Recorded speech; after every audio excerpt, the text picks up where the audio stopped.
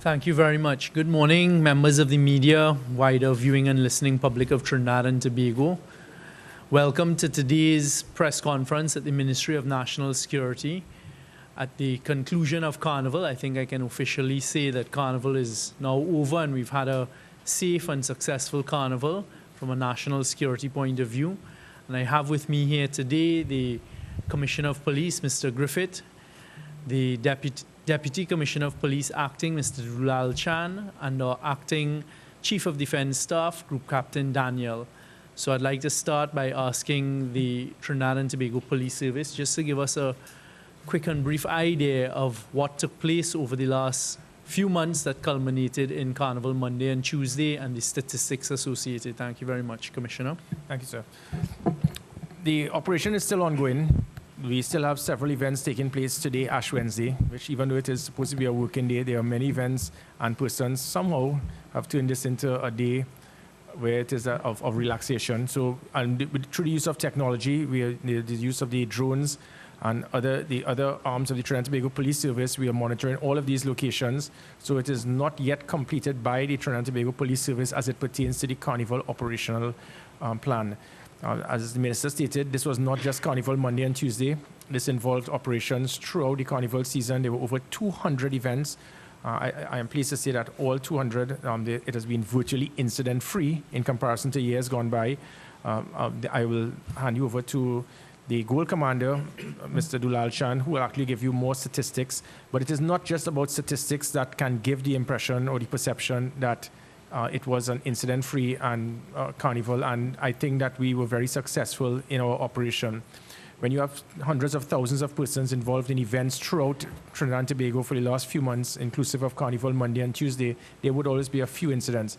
In comparison to years gone by, I am pleased to state that it is the lowest number of crime or criminal activities that have taken place in Trinidad and Tobago.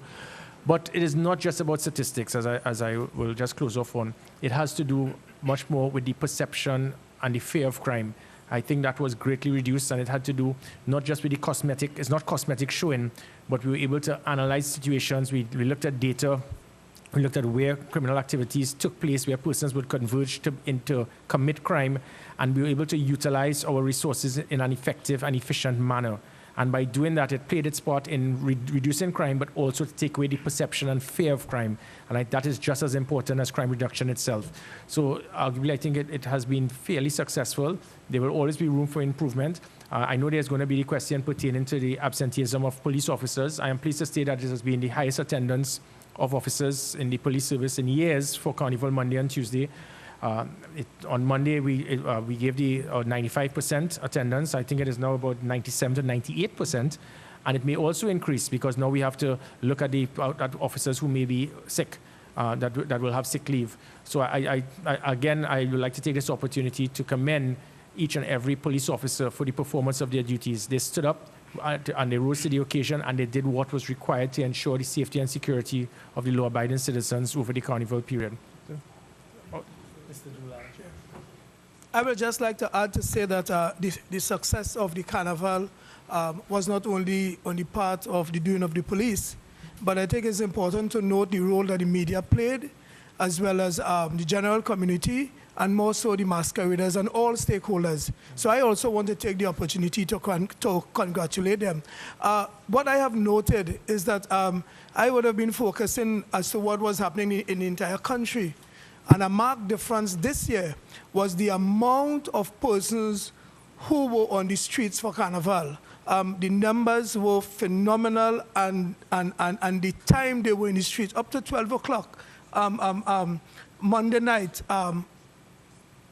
2:30 in the morning, we had Carnival activities. And when I got the numbers, like for example, in Scarborough last night at 12 o'clock, 10,000 people on the streets, Cedras, Arima, San Fernando, Princess Town, Grandi, and the question was asked, and I told them, I said, well, I am of the view that because of persons' perception of crime and the fact that they are feeling comfortable, that probably would have been one of the reasons why we had so many people on the streets actively taking part in Carnival, and the hours that they were in fact on the road. Yes, I would agree with the Commissioner that we did in fact have a very successful carnival, 12 SRCs. When you compare a total of a high of 46, and we more or less try to look at the number of SRCs within the Carnival village, just for us to get a clearer picture as to our policing impact that we would have made. I got feedback this morning that we did in fact made some inroads into trying to have people leave Port of Spain very quickly, and that's an all work. And yes, there's always room for improvement, but I think all in all, from a general standpoint, the TTPS has every reason, together with the other arms of national security, to stand tall this morning. I mean, Carnival has come and gone. We still have Ash Wednesday, and then we have now to go back into our routine task of making Trinidad and Tobago much more safer and one that we all wish for. Thank you very much. And I'll now pass us over to our acting CDS, Group Captain Daniel, and he's going to address, you all have heard us talking over the last few weeks, in fact, a couple of months, about our border and how our borders were too porous, and the work we've been doing and the focus we've been placing and the specific emphasis on our border security. So I'd like Group Captain Daniel to just give the country an update on how that has been going. Honourable Minister, good morning, Trinidad and Tobago, members of the media. Your defence force has continued over the period discussed to meet two of its key main responsibilities. One, to protect the sovereign and defend the sovereign good of Trinidad and Tobago, and two, to cooperate with and assist the civil power in maintaining law and order. We have done this by the following. We have employed our assets around Trinidad and Tobago as part of the National Border Security Plan. These measures include, among other things, use of the National Coastal Radar System, which covers 360 degrees around Trinidad and Tobago, and we have employed the air assets to provide aerial coverage and verification of what the radar picture would have provided. We have used the maritime patrols on the north and south coast where we are most at threat based on the current concerns, and land patrols would have been coordinated to support those maritime patrols. What has been our success specifically over the last month? We have intercepted and detained 60 persons on land and at sea, and we have handed them over to the appropriate authorities. We have had sightings and deterrences of at least 10 vessels attempting to land at unauthorized ports of entry on the north coast. And what would have happened there is those vessels would have turned back and gone over the border. We would have even addressed one vessel reported from the Venezuelan embassy to our Coast Guard as missing, and we would have found the vessel and provided the necessary assistance. With respect to the Carnival operations, we'd have continued our routine operations, for example, in the interagency task force, doing those patrols in the respective areas. And specifically for Carnival, we would have had quick reaction forces employing 200 personnel of the Defence Force on standby at our camps to respond to any eventualities over the Carnival period. We are grateful with the efforts of the police that all went well and the citizens responded well as well. So we had a relatively quiet Carnival as was discussed. In specific area in Moruga, you would have realized that we had a walkabout last Tuesday. Members of the media would have been there and would have been provided feedback to the national public. But in that area, we are employing law enforcement initiatives in the form of maritime patrols to address the border challenges that we have there, and coastal and confidence patrols, interacting with the public and the community to provide assistance and guidance as necessary. We will continue with these efforts, and you'll see some community engagements. I mentioned the walkabout we had last week. We'll have some infrastructure support where the community will identify areas of need for infrastructure that needs assistance, for example, painting of schools or repairs of walls and so on, that the community will identify, and we will work with them to address those issues. We'll have a medical caravan where we'll go with our partners, Ministry of Health, Defence Force, and other personnel to provide medical assistance to the elderly and others in need as identified by the community as well.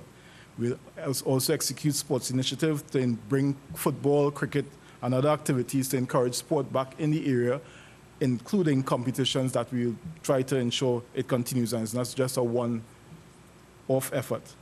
There'll be clearing and cleaning of the waterways, and At the end, we look at a family day and Easter celebration competitions as a culmination of our efforts in that area. It is necessary, we will move this program around the country to reinforce the intention to bring stability and security in our regions and our communities as necessary. Thank you. Thank you very much, Commissioner of Police, Deputy Commissioner of Police, and Acting CDS. Fellow citizens, as the Minister of National Security for now just over 6 months, I can tell you that yesterday and on Monday, I felt a tremendous sense of pride as a citizen of Trinidad and Tobago.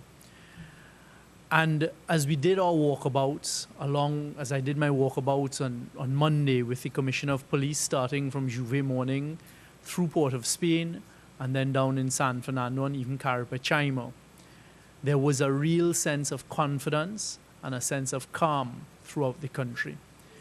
As we did our walkabout yesterday, and it was an extensive walkabout, starting here at the ministry down to South Key, through Piccadilly, up to the Savannah, across the Savannah, across Arapita Avenue, ending at the Socadrome.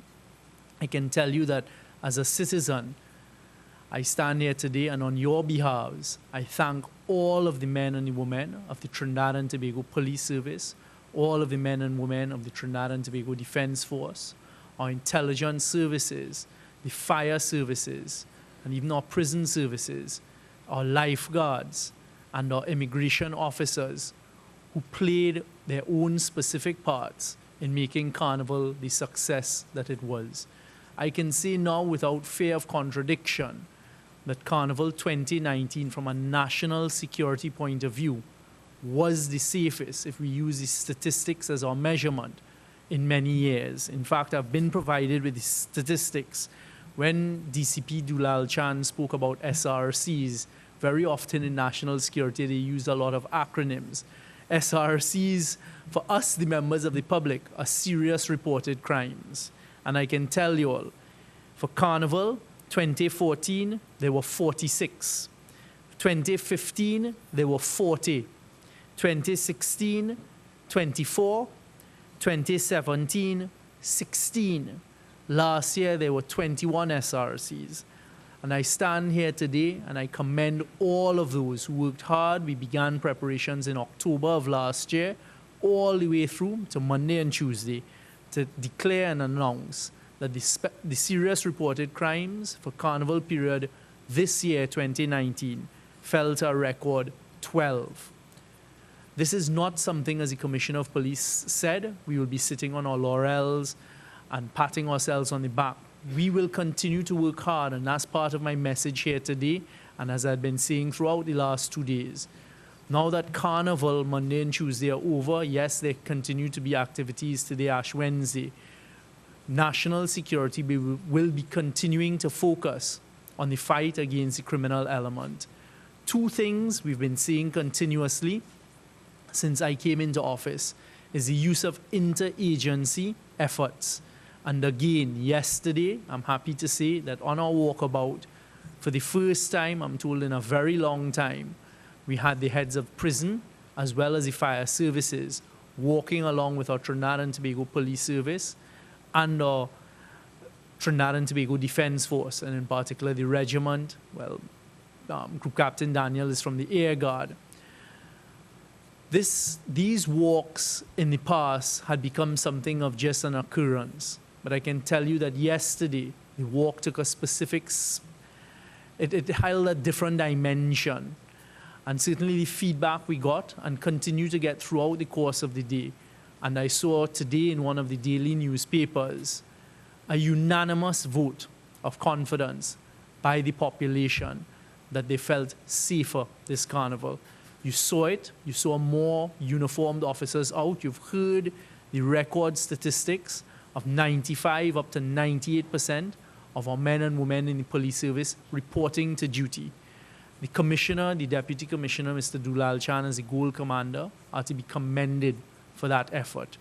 This has been a group effort, but the leadership that we're seeing throughout national security at all levels with all our divisions, all of the bodies in national security, are taking a new It's a new energy, I keep saying, that is taking place. And the public will feel the benefits of what is taking place right now. Very often we forget about our immigration officers. You all will recall in the past few years, there were difficulties at the Piarco airport, and in particular as our air entry point. I'd like to commend all of the immigration officers, all of the men and women at immigration, and also customs, although customs isn't form part of national security, it falls under the Ministry of Finance, for the great work and great effort that they put in making sure that this year there weren't the videos of the long lineups in the immigration hall at Piarco, and things flowed smoothly. You would recall that after leaving Maruga last week, Tuesday, I, along with some others in charge of security, met with the Minister of Works, and we did a walkthrough of the Piarco airport. Part of my journey to Piarco last week, Tuesday, I met with the head of immigration up there and gave them words of encouragement and asked them to up their efforts. And I'm glad that they heeded that call. So I thank our immigration officers, our lifeguards who are on duty over the course of the Carnival period. I'd also like to thank them. Prison officers who ensured that there were no untoward events at our prison service. Our fire officers who worked alongside our Trinidad and Tobago police service throughout a very long Carnival period, over 2 months, for the tremendous work that they too did. So by and large, today I stand proud as the Minister of National Security, but more so as a citizen of Trinidad and Tobago, that we have now delivered a very safe and successful Carnival for 2019. There will always be minor incidents. In every single country of the world, it is impossible to police every single inch and corner. And in ending with my thanks, I'd like to thank the citizens of Trinidad and Tobago, because the citizens of Trinidad and Tobago, by and large, did their parts. They followed the instructions of the police officers. That went smoothly. And I'd like to end by saying this, that until every single citizen takes that personal decision to get back on track and to build the track of being a law-abiding country, we are going to have our struggles. Every single one of us carries a responsibility as a citizen of Trinidad and Tobago. It doesn't only lie on the Minister of National Security shoulders, Chief of Defense Staff shoulders, the Commissioner of Police shoulders. We all carry our responsibilities and our duties, and at the leadership level in all of the arms of national security, you are seeing that change in environment, the change in attitude, and we hope that it filters down and it refocuses throughout Trinidad and Tobago, and it spreads with positivity. I'd like to thank you, the members of the media, as DCP Dulalchan did, for the tremendous job you all did in the coverage over a very intense period of the last 48 hours, Carnival Monday and Tuesday, and for the good work that you all did.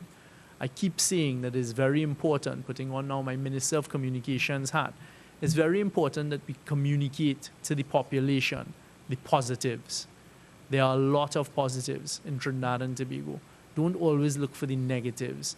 And the walk that you saw taking place yesterday was a positive walk. You could feel it, you could feel the energy, the citizens were happy. Everybody was stopping us and telling us how happy, how safe and secure they felt. Focus on the positive sides. That was not a cosmetic public relations exercise.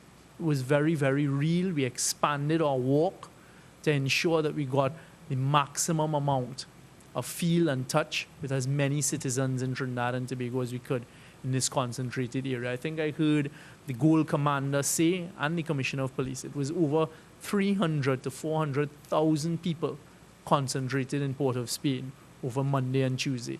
That is a big, big percentage of persons participating in the activities. And for that to end with only 12 throughout the country, only 12 serious crimes reported, that is a tremendous success by any means of measurement. And I thank everyone for the roles that they played. And I end by saying, before we take some questions, our job has not stopped. We are going to continue. In fact, this afternoon, we're going to our weekly meeting of heads of national security to continue our discussions and pushing the intelligence-driven operations that you all will see unfolding in the coming weeks and months. as we attempt to make Trinidad and Tobago a safer and more secure place. And I thank you all very much for being here this morning, and we'll take some questions at this stage. Good morning, Minister Morning. Yolande Thomas from 9/7. I just wanted to find out, I know that you all said it would be sustained in terms of the security measures. In terms of homicides, I know that you all get flack for that. What sort of measures you all are going to put in place to ensure that our homicide rate, decreases? The homicide rate is unfortunately one of the measurements and one of the statistics that persons look at. And I have been extremely cautious over the last 7 months about being drawn in to any discussion with respect to the homicide rate. What I can tell you from where I sit in intelligence-driven operations, we have been working, we've been utilizing a lot more technology, trying to reduce it. Everything works towards homicide. So the locking down of our borders, I'll let the commissioner give us the statistics on homicides. The locking down of our borders has prevented more illegal firearms coming in. The work that the Trinidad and Tobago Police Service and Defense Force have been doing, targeting specific areas and persons with firearms, they've been picking up a lot more firearms. Those are going to be continuing. One of the conversations we will continue to have is gathering of intelligence and use of intelligence to target especially the firearm-related offenses and the gangs and these types of criminal elements. If we do that successfully, you would expect the rate to reduce. It is not something that is completely within your control. In fact, it's very far out of being in your control. But as we begin to ramp up, and we have been ramping up over the past few months, the operations, the intelligence operations, the targeting of criminal elements, hopefully one of the positive byproducts of that would be a reduction in our homicide rate. I'd let the commissioner provide us with the statistics, which are very positive statistics of the homicide rate within the last couple months. Okay. And in fact, over the last couple of days as well. Thank you. Thank you, sir. Within the last 4 days, there was one homicide, not in any way related to Carnival activity. I think because, up until Carnival Tuesday night, there was one homicide in a 3 or 4 day period. At this same time, in comparison to last year, there's been a 16% reduction in homicides. So if you're looking at our intention is to ensure that we are looking at a minimum of 20% reduction in comparison to last year. The number of homicides at the same time last year was 103. At this time, it is 87. So there's a 16% reduction in homicides. It is very far from where we want to go. But as I mentioned, this is not to be seen or stated as a success, but just that we are going in the right direction. When it is you have a country with over 400 homicides every year for the last 10, 12 years, bar a state of emergency, it shows where we have reached. It is not going to be something that can be done overnight, but what we are at a 16% reduction and continuing. 330 of the homicides last year would involve gang-related activities, retaliation, and other activities involving gang members. It is very difficult for any law enforcement agency in the world to deal with gang-related activities and homicides because these take place in situations and places away from where there may be any strong degree of policing, because you can't just police a whole country. Having said that, it is not that we are going to bury our heads in the sand. We know exactly what is required to deal with gang members. It involves the carrot and stick method. The carrot would be, as the Chief of Defense Staff mentioned, trying to find ways to get young persons to turn away from a life of crime, utilize their energies in the right direction. And when it is that the policing aspect is done by removing gang leaders and criminal elements in communities, making sure we fill that void. So the Trinidad and Tobago Police Service, working hand in hand with the Trinidad and Tobago Defense Force through the Ministry of National Security, there will be a number of initiatives you will be seeing this year dealing with what is known as secondary crime prevention, finding avenues to turn young persons away from a life of crime. It will involve street talk. It will involve Commissioner's Cup and finding mechanisms, because there are persons, again, it is similar to NYPD, where they have the model, it is known as ceasefire. So we are well aware that policing is not just about deterrent, intelligence gathering, detection rate, law enforcement, high visibility, a rapid response. It involves all elements to reduce crime. So we are fully aware of what is required, and we will continue to do so. just to add to what the Commissioner said, because this is a very important point, providing a different option, a different way of life to our young people. You all would recall that the Cabinet took a recent decision to continue with the CCC program, the MyLAT program, and the Prime Minister directed me to increase our ability to take more entrants in. So these are some specific programs that fall under the Ministry of National Security. The Commissioner is going to be announcing and bringing new initiatives and new programs under the Trinidad and Tobago Police Service as we go forward. So we're trying to tackle it from all aspects. We in on the homicide that took place in Laxton Bay with regards to the soldier, I think. There is an ongoing investigation, as you would know. There's an ongoing police investigation with respect to that. I got that unfortunate news, I think, at about 1:30 this morning, and immediately passed it on to our intelligence services of Trinidad and Tobago Police Service, and it is going to be discussed at our meeting this afternoon. It is quite unfortunate. My condolences and sympathy go out to it was a soldier, one of our Defense Force personnel, goes out to his family. And I can tell you, like with all homicides and all murders, we are going to put the resources behind it and to find the detractors and those who are responsible for it. But as with all ongoing investigations, I can't say much more than that at this time. Boucher from TV6 News. Commissioner Griffith, I know you said that in terms of homicides, we've had only one in the last 4 days. I was wondering if you would be able to give us an idea of what the other 11 SRCs were over is it Carnival Tuesday? Yeah, sure. I will have the Gold Commander, Mr. Dulalchan. Yeah, actually, in Northeastern Division, there were 2 woundings with intent. And a wounding in Eastern Division, we had we had 2 robberies and a possession of marijuana for trafficking, which means someone was held. Tobago Division, we had a robbery with violence and a malicious damage. Someone had a pair of spectacles to the value of $2,500 been damaged. And in Port of Spain Division, we had 5 reported serious crimes, 2 woundings, a larceny from the person, and 2 robberies with aggravation. One of the robberies with aggravation, the perpetrator was held, the victim was recovered, and I think the victim was, in fact, a national of the U.S. Sure. What I'd like to add, members of the media, is during the course of the Carnival period over Monday and Tuesday, the Trinidad and Tobago Police Service continued with their operations. So no focus has been placed on that. I don't know if they've provided that type of information. But certainly we were getting the information throughout Trinidad and Tobago. The police continued to drive intelligence-based operations, and they had a number of successes.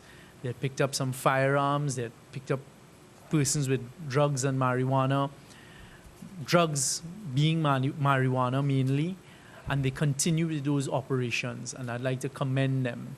Because the point that the Commissioner was making yesterday is all of the resources were not focused on Port of Spain, all of the resources were not focused only on Carnival activities, because some people will say, oh, you were too focused on Carnival, what about the other elements of crime?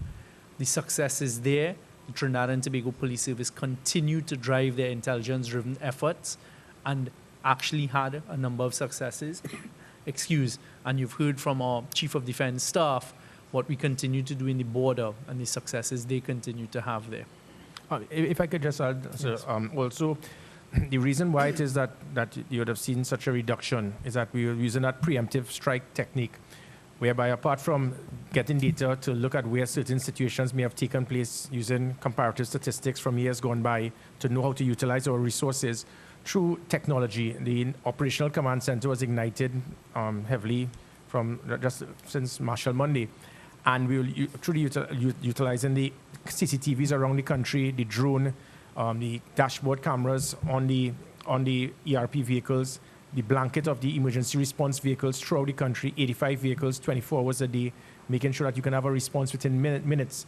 What that did was to ensure that if we would have seen something escalating, we could immediately be able to send a response to minimize a situation that may have turned from an argument that could have turned into something more serious. And by doing that, we were able to provide that preemptive strike. So it was based on that type of predictive policing to prevent something from escalating. So it's not a case of us just turning up at a situation after that existed.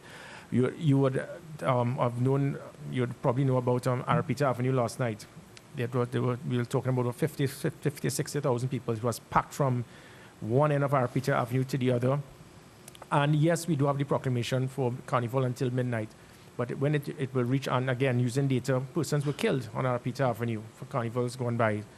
Dozens of persons are stabbed. And unfortunately, again, because of, as the Minister mentioned, we work closely with our intelligence agencies. There were plans for persons to come to disrupt Carnival and to use that cloak of darkness and to use the opportunity where tens of thousands of persons converged. And it did start, where they arrived, persons started throwing bottles, persons started robbing individuals, and I had to make a judgment call. And the judgment call was we had to shut down the music. And that was to ensure nothing is more important than the priority, which is the safety and security of the law-abiding citizens of this country. And by doing that, may very well have ensured that persons may not have been killed or injured. And it is something that we may need to look at in the very near future for other carnivals. This is one of the few countries in the world where you have carnival that goes on from Friday. Certain DJs, they blast their music. It affects persons, the Woodbrook residents and others. And again, in other carnivals, you have a time and a shut-off point. But we have carnival that starts from probably Thursday before carnival, and it runs right through. The same DJ will be blasting his music for 4 or 5 days constantly under the cloak of it being carnival.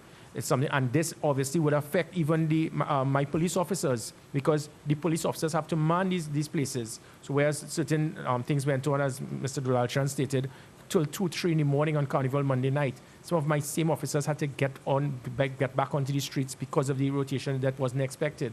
So it's something that we may need to look at, because, as I said, the preemptive strikes we did, it also ensured traffic congestion, where persons may have spent hours getting out of Port of Spain, getting out of the Western Peninsula. We had operational plans for each thing that we were able to cut the traffic congestion by half. So it's just certain things we have to look at in our debrief for the Carnival 2020. I'd like to commend the police service on the note that the Commissioner just drew to our attention, because I sat in on some of their planning meetings, including one that we had on Carnival Friday, as it came down to the wire. And the type of attention to detail that was displayed by the police service and the sharing, and then the policies that we were driving from national security, etc., they implemented very well. Getting out of Port of Spain on the last 2 nights, Monday and Tuesday, was a lot easier than it's been in years gone by, ensuring that the ERP vehicles were along the highway points to make sure that persons were safe as well. There was one great success story of exactly the predictive type of intelligence-driven policing, that we had some persons hear a woman screaming in a car in an area in Trinidad. Immediately, a police vehicle was on the scene within seconds. The person who tried to escape, they were running down that person. Another ERP vehicle got onto the scene as well, and the officers managed to apprehend the suspect within a matter of minutes. Those are the types of successes we see. I'm hoping that we will see grow as we implement and utilize more technology and more intelligence-driven operations going forward. Okay. Good morning, Mr. Commissioner, Mr. Deputy Commissioner. Just to take a step away from Carnival, the reports from Carnival. Unfortunately, we learned that Acting ASP Mark Maraj of the Northern Division, formerly of the Port of Spain CID, passed away this morning. Yes. Would you all like to take this opportunity to extend any condolences at this time? Yeah, most definitely. Mr. Dulalchan, I think he will be able to say much more, but obviously it hits the heart of the police service when any officer dies. He was ailing, but again, I was speaking to Mr. Ford, ACP Ford, and he was actually saying that even though he was, up until, even though the doctors recommended for him to rest, he insisted he wanted to be part of the operation. He wanted to work, and even up until Carnival Monday, he was actually performing his duty, doing it on his own. It shows dedication to duty. It is a fallen comrade. Condolences to his family, to friends, and to Trinidad and Tobago Police Service. It is life. It is very unfortunate. I think Mr. Dulalchan, you know him, Mr. Mark. Well, I could say Mark has been a very experienced officer. he would have worked in several divisions. And when he came to Port of Spain, we brought him to Port of Spain because of his experience. Mark will be sadly missed, and I also would like to join with the Commissioner to extend condolences to his family and his friends, and to the officers he would have worked very closely with throughout his career. Bernard, CNC3. How effective were the drones, and was a lot of information gathered using the drones? Yeah, definitely. You know, there are drones and there are drones. We have the air unit, and the air unit, the drones that we have, my apologies for referring to as Toys R Us drones, but the fact is, even those drones, I can actually provide it for the media to take a look at. And in fact, I think you all did. And you saw that it when we did the initial presentation on Carnival Saturday at the Queen's Park Savannah, these drones, it has provided immense support for the ground troops. The drones that we have at present, you're actually able to see something from that air surveillance, being able to get it from that height. It has assisted us greatly, especially for Carnival. It has assisted us in dealing with traffic control, monitoring situations. We're able to look at the Queen's Park Savannah, the Western Peninsula, around San Fernando, any areas where we started seeing crowds that will converge in an area, or even traffic. We were then able to utilize through the operational command center, because the drones, the good thing with the drones is information was being fed in real time. So it's not a case of you have a payroll and everything is just being pumped, and when it lands, then you're getting to see what is happening. We had real-time video footage. That use of technology is what is important. And again, it goes back to the body cameras. The body cameras and police officers that we have now, it is something that is recorded, and back at the ranch, you look to see what took place. What I'm trying to do is to ensure that we have real-time video footage. So the cameras that you have on the dashboard of the Emergency Response Patrol, that is being fed in real time. We looked at situations from other countries, Ecuador and so forth. When you do that, back at the Operational Command Center, the relevant divisional commanders and other representatives in the Ministry of National Security, we can now look and see a situation, make an informed decision to ascertain if we need fire services and other arms. So as the Minister Young has stated, thankfully that National Operation Fusion Center has played a very big part towards getting the agencies working together. The Trinidad and Tobago Police Service, our success because of the close working relationship we have with the other agencies now, it has assisted us greatly in us moving forward.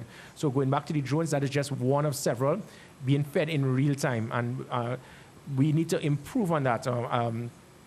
But by doing so, we'll have obviously to look at the type of technology and the restraints, and also the threats that we have, because I think that these drones can also assist us greatly in dealing with border protection. But I think the Minister, you want to deal much more with that. But in terms of Monday and Tuesday, in terms of what percentage of information came from the drones? Okay, if you're looking at for intelligence gathering, the focus of the drones was really for us to deal with Carnival Monday and Tuesday. So by getting the video footage in real time, as I mentioned, it assisted us greatly to know exactly where we need to mobilize forces to assist in reducing traffic. If it is that we saw a situation just as Arapita Avenue last night, we saw what was taking place, you'll see incidents. And by doing that, through that technology, we were able to actually see, you were able to see everything that is happening at that same time. So that by doing that, the emergency response patrols that will be on the ground, strategically placed, forming the blanket, we can then, through the drones, what we were able to do, for example, an incident may take place, we are seeing something happening, we can then call the ERP vehicles in closest proximity to the threat to have them respond immediately. So by that, real-time video footage being fed from the drones, we were able to get the response units on the ground to immediately respond to the scene. Whether it is a 999 call, for example, if there's a concern, the drone now will then automatically go to where that 999 call is, see what it'll be able to pick up in real time, and have it fed back to the operational command center. So the use of the drones played a very big part towards the measured success we had for Carnival. Just to add, so you all understand this whole technology point. We have over 1,800 CCTV cameras placed throughout Trinidad and Tobago. We added about 150 in the past month. The drones provide an aerial view. So exactly what the Commissioner was saying. When we were in the command center on Monday afternoon before we headed to San Fernando, Gold Commander Dulalchan was able to see what was happening in certain areas in central Trinidad. and to see that it was not the amount of thousands and thousands of people as were being reported. And then the commissioner and Mr. Dulalchan were able to then divert resources to other areas. So just having the ability to pick up what is going on the ground real time and to give you that aerial view, it helps. So you're not going to get the type of sensational statistics that, oh, the drone followed someone who was being robbed, etc., etc. That's not part of the success. Part of the success that was real time was just having that aerial view, which covers a lot more than one stationary camera covers on a corner. Members of the media, thank you all very much. I'm sure you all have to get to Maracas for your soak-downs and Mayaro for your soak-downs whilst we continue to work. And I end by saying I thank everyone who played a very important part in the success of Carnival 2019. And I'm glad that it's behind us now and that we move on, as we always do in national security, to the next task before us and to continue to make Trinidad and Tobago a safer and more secure place. Thank you very much.